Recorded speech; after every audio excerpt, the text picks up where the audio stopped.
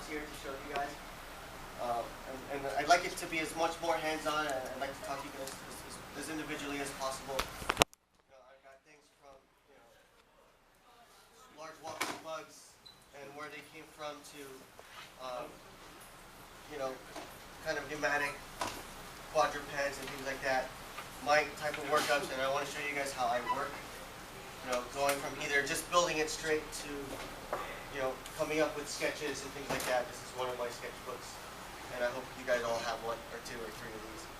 I have probably maybe 10 sketchbooks like so, where just jotting down ideas. I have models that were built by some of my students, including this one.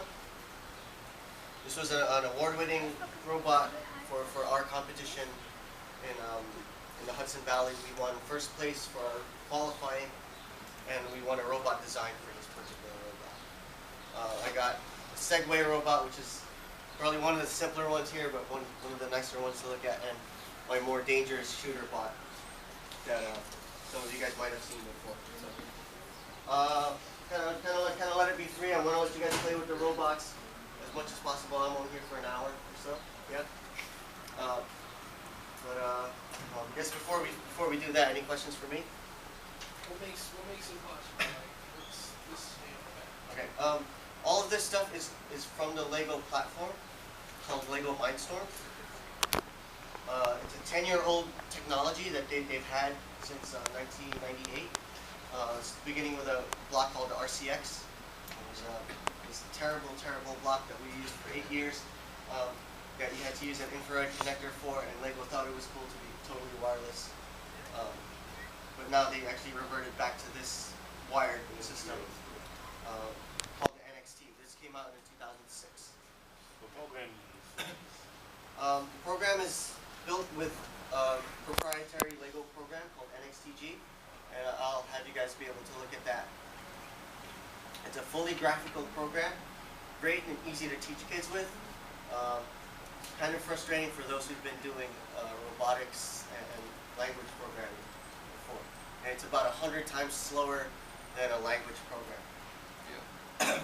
But it still does the job. So it's still running at a couple hundred cycles per second instead of like 1,000 cycles per second. Things like that.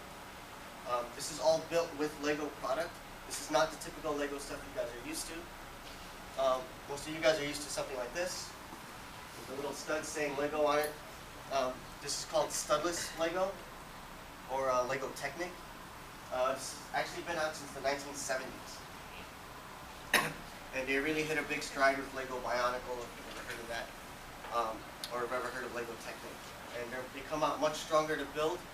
I think once the kids learn how to do it, they come up with much stronger materials. I've had something like this that's holding about 5 pounds of Lego batteries and everything. You can hold this. Standard Lego brick, if you don't build it right, you won't be able to hold it that kind of weight. These things only have so much clutch between the studs and the tubes and the plastic. So this is all natural connections. This looks a bit more organic, but if I drop this, it won't break. It won't shatter. So this is much like some of the other ones here. Any other questions before we let you guys play?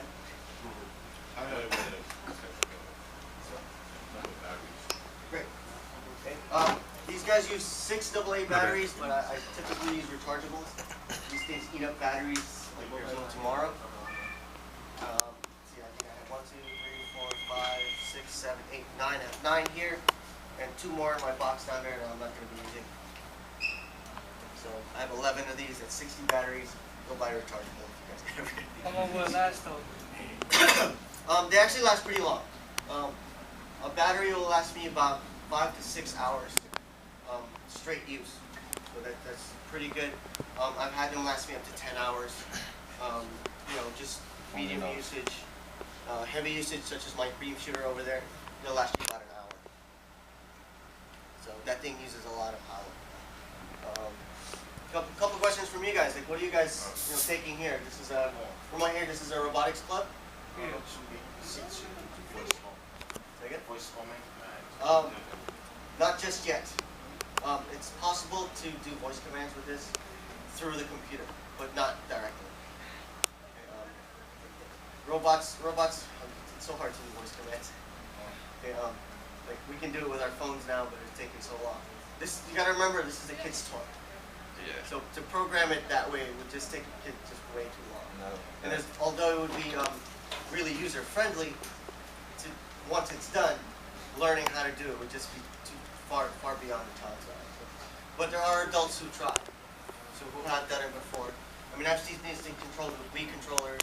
Yeah. I've seen it controlled with a MacBook, an accelerometer on a MacBook, just tilting it, moving it around. So do you have more advanced ones, or this is basically what you have? This is what I have. I mean, this is as advanced as it'll get in terms of like building and things like that. I mean, the Segway is probably far more advanced than any child would ever want to use, and it takes college level mathematics to understand the program to get it to balance the way it does. Some stuff like this has a really hardcore Bluetooth or even wireless communication. And learning to synchronize 10 motors, if you guys have ever done it, it's not fun. Okay? Synchronizing 2 motors can also be a pain. 10 motors alone, it's pretty tough. Most of these run autonomously. So there's full auto. You press one button, it goes. It'll work with sensors or do it on its own. Some of my more advanced programs, like this one, I can show you. It has a real interesting construct in it, where I can run multiple programs from one big program, which is like doing subroutines, things like that. It's weird. It's actually easier to do it in the graphical language, but using that kind of technology, you can give it multiple behaviors. So something like that. The bug is pretty easy. If you guys like mechanics, it's all about mechanics. And I got a book full of stuff from a Japanese author of all Lego mechanics and things like that. That you guys, I'd love you guys to take a look at. Some of these were not my original designs.